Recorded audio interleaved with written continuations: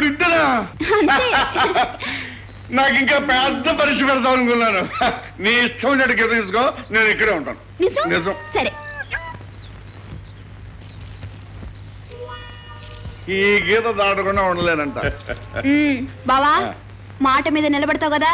నీకు తెలియదు పద్మ, తాగిన వాడు ఎప్పుడూ నేల మీద నిలబడ్డావు, మాట మీదే నిలబడతాడు. చూడు బావా, నన్ను దొంగలు వచ్చి దోచుకుపోయినా, పులొచ్చి ఎత్తుకెళ్ళినా, నిన్ను పులెత్తుపోతుంటే ఈ వీరుని నేను చూస్తా అనుకుంటానా? అయ్యో బావా, మాట వరుస కన్నాను బావా. సరే చూడు, నేను ఆడినా పాడినా కోతిలా ఎగిరినా నువ్వు ఈ గిరి దాటి బయటికి రాకూడదు.